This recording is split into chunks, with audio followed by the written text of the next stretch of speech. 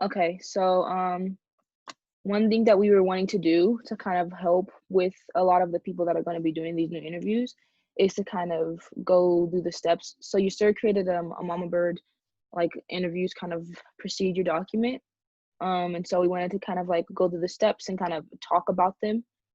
So that if like somebody wants to watch this and like they understand better from listening, they can do that and just kind of go over the steps and make sure that they make sense for the Mama Bird grad school interviews specifically, I think. Do you have the document, Janine?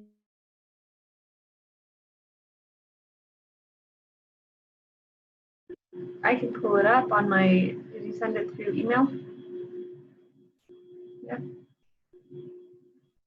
Yeah, I think she sent it through email.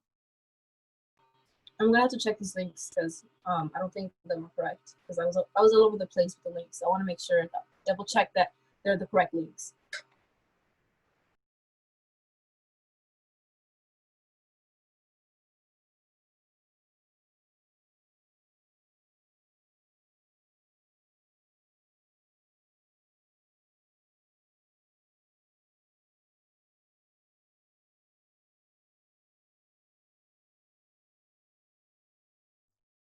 Okay.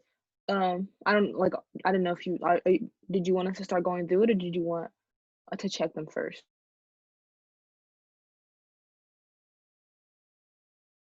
Can we check the links real quick? I just checked the last one and that one's incorrect. So just yeah. Yeah, I'll pause the recording and then we can check them. Okay, so I was thinking that we can just kind of go through each step and just explain them and how like kind of we deal with them and how they look for us so far. Okay. I didn't put this as a step, but highlighted it in red. How before you conduct a Zoom meeting, you should first of all know how to use it and also know how to log into the Mamabird media because you can't use your own personal one unless it's professional because of the minutes you're going to be in the Zoom meeting for about 40 minutes if it's more than 2 people. Yeah, so that's what I have up there. So if anyone needs to learn about how to use Zoom, how to record on Zoom, how to log into our Mamabird media account, you can click that link.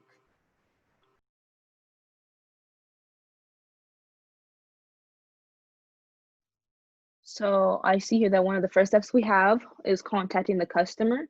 So a very important part of this business is having good customer service. We want them to feel as comfortable with us as possible because we're asking them to share their lives with us. And so it's important to make sure like that first contact with them is really good. And so the first time that like we contact the customers is usually through like an email. We get a hold of their email and we send them like an introduction email.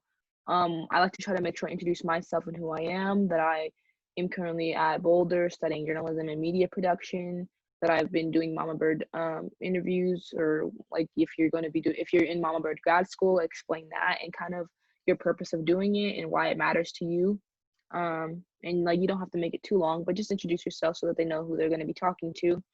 And then we have like an initial survey for the client, but I wanted to see like I think that we were thinking about potentially creating a separate survey for Mama Bird grad school. I don't know how you guys feel about it, Janine and Yusura, but I think it'd be a good idea because I know in this survey it might confuse Mama Bird grad school interviewees because they're not paying us for this. We're doing it for free because this is kind of more asking them about like advice and their like success in life versus like their life story.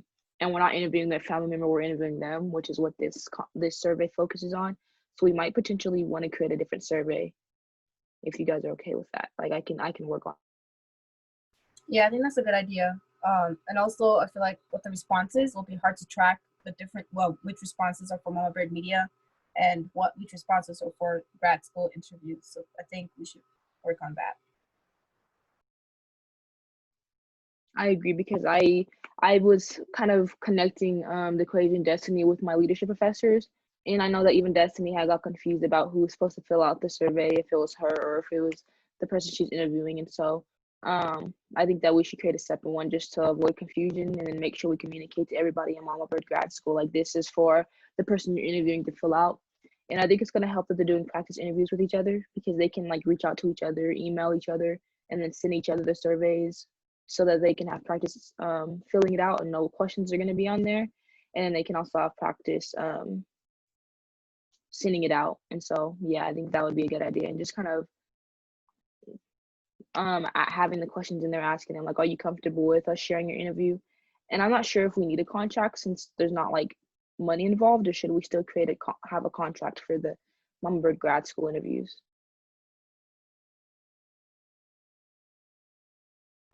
I think we should have a contract. I know we were talking about it earlier about what if someone says it's okay for us to post something and then they change their mind later on, or what if someone on the team isn't acting how they're supposed to?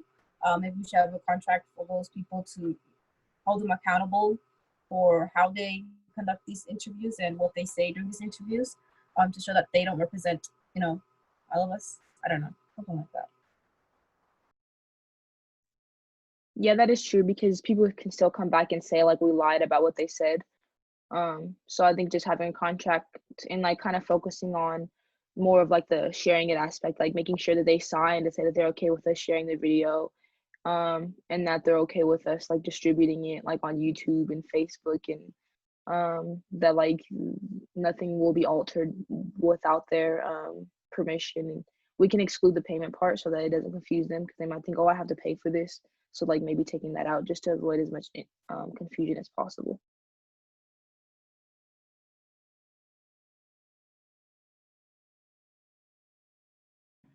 I agree with you guys. I think it just makes it more professional and more, I don't know, makes it more, it just makes sense because, I mean, we're saving our own butts, at the end of the day, and also saving them heartache or annoyances or nuisance. So, yeah, it doesn't really create too much more work. I think they'll actually appreciate it more, our clients and the people that we interview.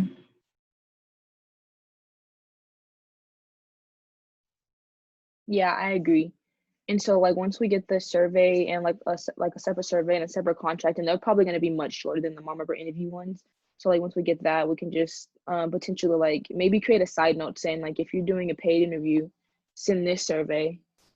And if you're doing like a non-paid interview for Mamabird grad school, then send this survey. And then just make sure that the whole team knows the difference between the Mamabird interviews, the paid ones, and then the non-paid ones. Just make sure they're clear so they know which one to send out.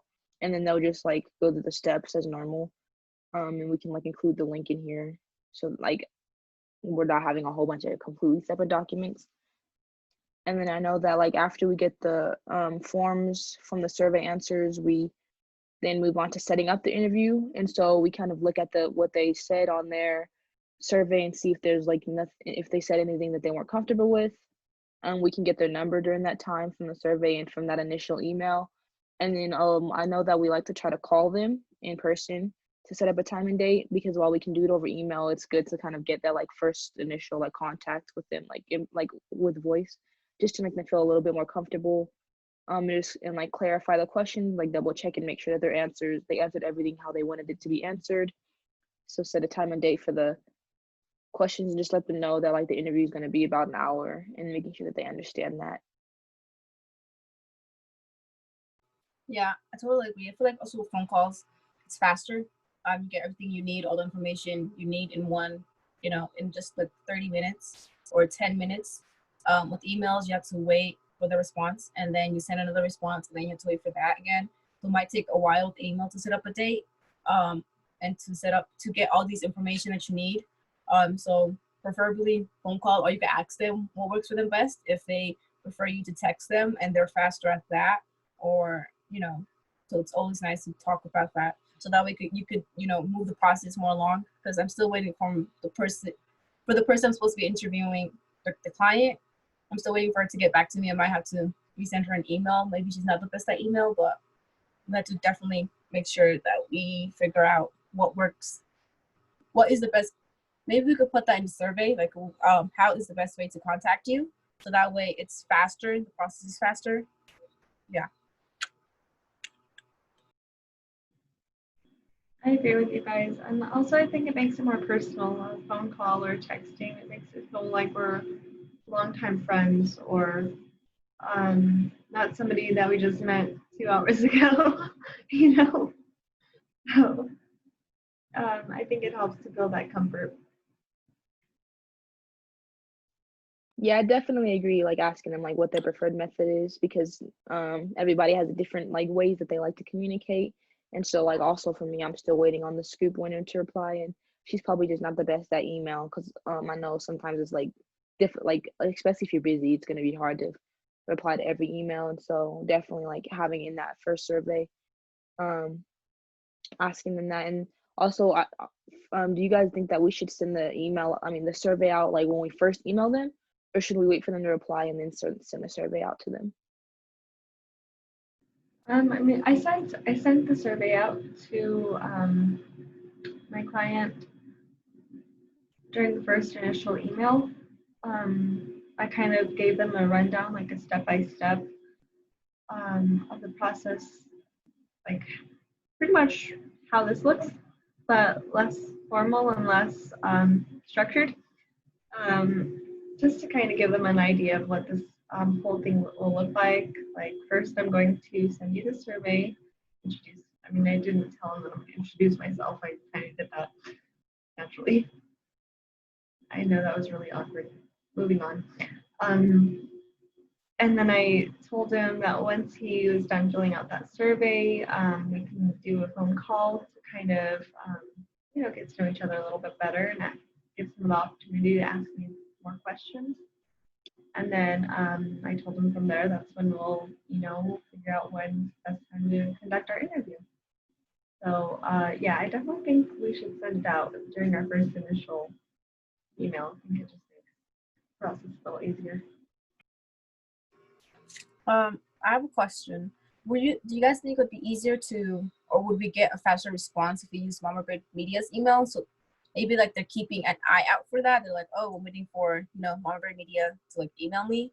I don't know. I thought about like after I sent the email, I thought about like would they be more likely to respond if it was should we have a business email, like make a business email just for Mamabird Media so that way, I don't know, something like that. I like that idea actually a lot. Um, yeah, I think it highlights us a little bit more, you know? I mean, of course, in the caption or the title thing, I put like, we all put Mamabird Media interviews, and so that kind of lets them know, like, oh yeah, this is what's going on. But I think that'll just kind of add our email a little like let them know if there's any questions.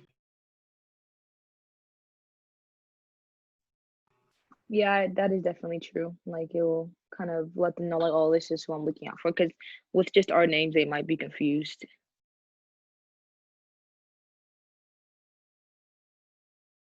I was also confused on what to put on the subject line that would, because I looked up, I usually look up for the subject line and see like what is important or what I'm supposed to be looking out for. So maybe we should also work on a subject line that they should. I don't know how Clark receives the information, but maybe when we receive the information, their like contact information, we could say, hey, watch out for this email titled blank from this person. I don't know. So that way, I feel like that'll make the process faster because And also, what we can do is, sorry to have interrupted you. We could sorry, I forgot. Oh, so at some point when we do get our business emails, we can attach it to the website. Does that make sense? Like, so it'll be a little easier. yeah, that's a good idea. So that way, and also maybe I know Clark can't always because he is already doing a lot. Maybe we should consider getting someone who checks our emails, or we should be checking our own emails because when we do get big, we can't have Clark always, looking at the emails and delegating who gets who. So that's something we have to work on down the line. Yeah, I'm just trying to write this down in the document so we get it. But I really like the idea of us having like the same subject line so that it could be uniform. And like Diane said, like give all of your customers the same experience. So that would definitely help with that. And I think we can also work on creating like an email that we all like use the same like thing in the email, but we just kind of like have sections where we put our own thing, like put our own name and like introduce ourselves in like a section, but like kind of say the same thing in each email just so that it's clear and to the point and make sure we're getting the same type of experience out to everybody. Yeah, that was something I was thinking about adding to the contacting customer section. If we should have like a link to a little blurb of what to say, like, "Hey, hi, my name is blank," and then or if we should just all kind of have our own personal little blurb that we'll be sending out. Yeah, so that makes things faster. So that way, every time you're sending out an email, you don't have to sit down and think of what to write down. You could just like copy and paste, and you're good to go. Yeah, those are definitely all things that we should think about in terms of contacting the customer, just to give them the best customer service as possible. I think those would all be helpful. And then so like before the interview, after we set up the interview with them and get into contact with them, we have the pre-interview, which is where we kind of think of the interview questions. And I feel like this is going to be a part that kind of trips people up also, is thinking of questions, because I know like for the first time especially, a lot of people might be like, I don't know what to interview them about. And so I know that the questions that we have right now are for the Mamabird interviews, but we can probably try to think of like some guidance for Mamabird grad school people so that they can think of some questions that they can interview them about, or some potential topics, and like some prompts that they can use to kind of generate some questions. So I'm still trying to get an interview with Angela Davis. I have to send her out another email. But anyways, with that being said, I think it's important that we ask the person that we're interviewing, like for grad school, asking them what kind of questions they think would be most beneficial. You know, kind of giving them the power to kind of take ropes. And us kind of just like being the soundboard, you know, because I mean they're going to be interviewed on what their expertise is, like what they're really good at, and we may not know even what to ask. Like how you don't know what you don't know. And so I think it's important to have that conversation beforehand and kind of allow them to navigate like where the questions go and that sort of thing. Yeah, that's what I try to highlight in the conducting interview is to like not conducting pre-interview for the questions is to make sure it's not just about getting prepared. It's people feel like you're actually listening when you kind of build off what they're saying. And also I think it's really important to kind of stalk people that you're gonna, mostly for grad school, these people are talking to probably already have some stuff that you could easily find them online and find out what they're doing. And I think just taking like 10 minutes to read about them and read about what they're doing, and that way that can help you build off some questions. That's what I did with the one woman for Tao. I went and I saw what she was doing, and I saw that she was majoring in political sciences, and I saw these things, and that's how I built my questions. Because with grad school, you can't just ask someone, "What's your happy place?" Or it feels more personal when the questions is tailored to your experience and what you have done. So I think it's important for people in grad school to make sure that they are researching the people they're about to interview. Like Janine said, we probably won't know what to ask because we don't know those people that they're interviewing. We don't know, you know, not all these questions can tailor to one person.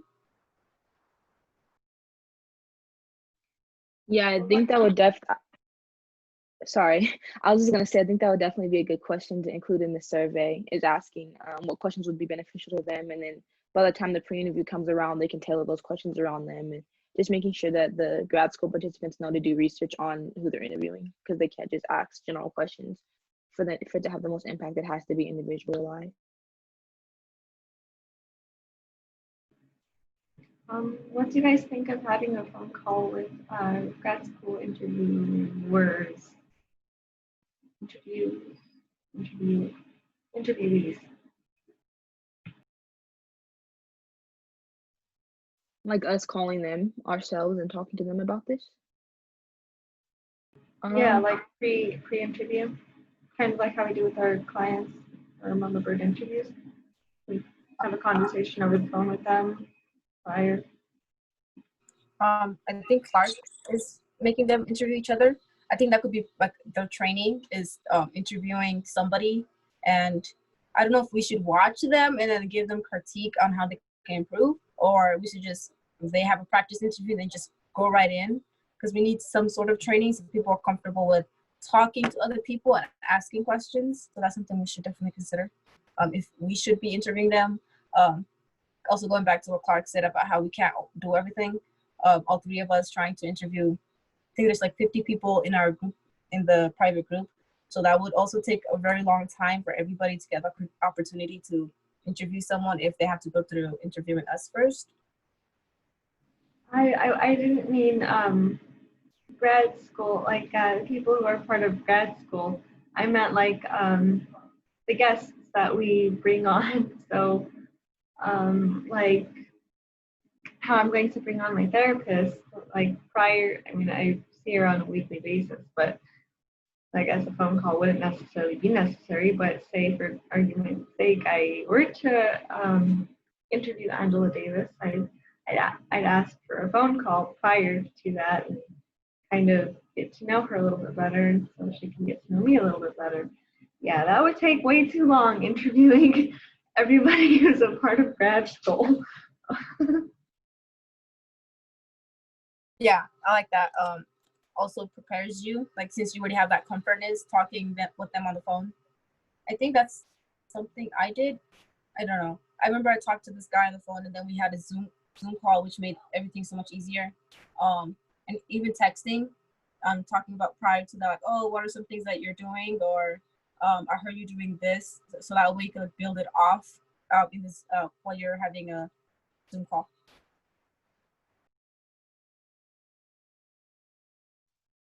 yeah, that is true. I think we can get like those um like surface questions out the way on the phone, and then like it will give us time to dig deeper. Like we can ask them like, okay, like, I don't know, like the simple questions, and then figure out questions we have from there, and then like save like the deep ones for the interview, but like ask those like initial like surface questions that we have that can be answered quickly on the phone. And also just like it'll give us a chance to meet each other before the interview.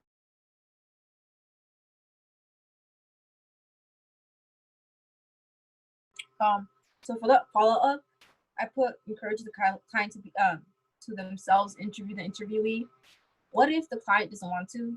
They're like, hey, I'm paying you guys to do it, so why should I? Because I don't want to annoy people. I don't want to be like, hey, have you done it yet? Have you interviewed them yet? Or hey, like this is a really good idea. You're gonna really benefit. You should interview them now. So like, when do we draw the line of this is getting too much? Because some people they just want us to interview the parents and that be that. I think like one follow up after our like after because what I've done is I've said like okay after I've interviewed you now it's time for your family member to interview you and also for you to interview your parents who the reason I wasn't able to interview their parents is because of a language barrier.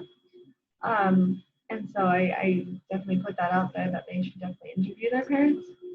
Um, and so I think one follow up after that should be good because like it's really up to the person. We can't really force them to do it. And I think I like yeah, I don't want to be annoying. Like reach out to them every month, like, hey, have you done it yet? Hey, have you done it yet? Like I don't know, like if they truly care and truly believe that this is important, then they will do it. And like, will we ask them for that footage of like proof, or should we just like, hey, you should do this? Because maybe it's more personal when you like, interview somebody and you go like, maybe if I was interviewing my sister, I wouldn't be wearing my hijab and I would, keep it between us. I don't know if we should like ask them or I don't know how that would work. Just hey, interview your parents. Yeah, it would definitely be personal, and I wouldn't ask for proof. Just kind of still, it's still important to keep them accountable. Like, hey, this is going to be invaluable someday. Take it from my own personal experience. Like this, you need to get this done, you know. And I think after that, then that's that. You know, we've done our best to help themselves, I suppose. Um, and I think if they truly understand the meaning behind all this, like they agree, they're going to do it, whether it's right now or 5 months from now. You know.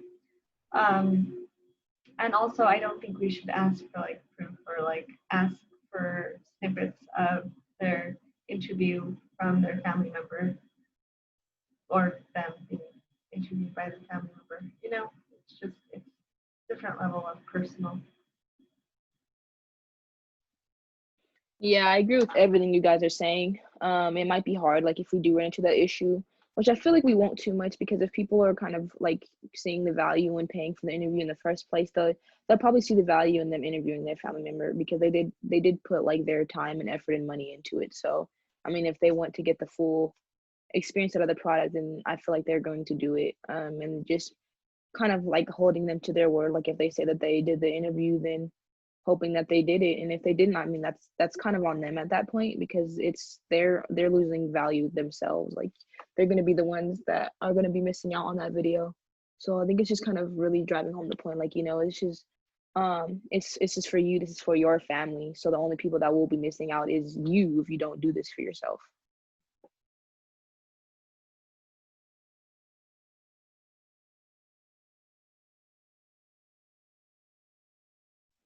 With it, was there anything else you guys thought needed to be added to the procedure? So I was thinking about the professional aspect of it. For grad school, we're also going to keep it professional when they're conducting interviews, making sure they're dressed well and making sure they're in a nice quality background because not everybody can have that. And I've also noticed during the grad school, when people are talking, some people might be like moving around like with their phones. Um, when you're like in a FaceTime call and you're like talking to your friend and you're like, yeah, you're kind of like walking a little bit to get things done. How would we go about that? I don't know. I think that's where the practice one that they'll do will come in handy. Making sure like we can include in this procedure, like making sure that they're in a place where they don't have to move for the interview. Like where they're whatever whatever device they're using will be secure. That has enough charge. And to just set time aside for that interview. Like make sure they don't have anything else planned.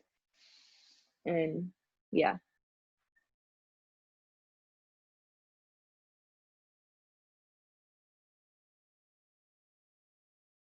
Yeah, I think we got everything covered. And we added some more stuff to make it more, to make it friendly for both, so people don't get confused.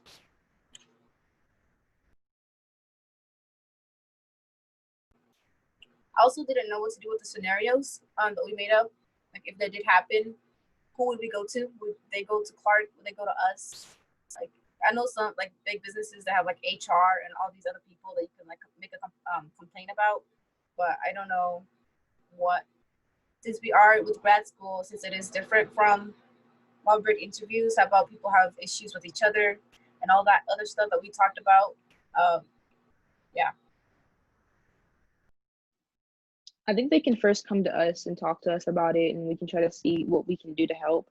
And then if it's out of our control, then we can go to Clark about it.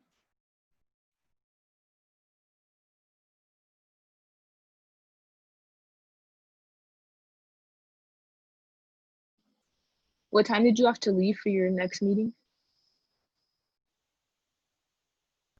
I think 8:55, so that way I can find the link and then log on to the meeting. Okay. Yeah, I like what you said though about them reaching out to like us and Clark, and I think that like they can come to us and say if they're like having a problem within the group, we can try our best to kind of help figure that out. I think Clark will we can let him know about it, of course, because like we should, but I don't think we should have to like force him to kind of come in unless it's like a real problem. I don't see anything like very crazy really happening between the group. And if something happens between like someone and a client, I think it depends on like the level of severity. Like say if they're having like trouble reaching out to them, then like we can step in and try to help contact them ourselves. Or but if it's like something crazy, then like we can reach out to Clark about that.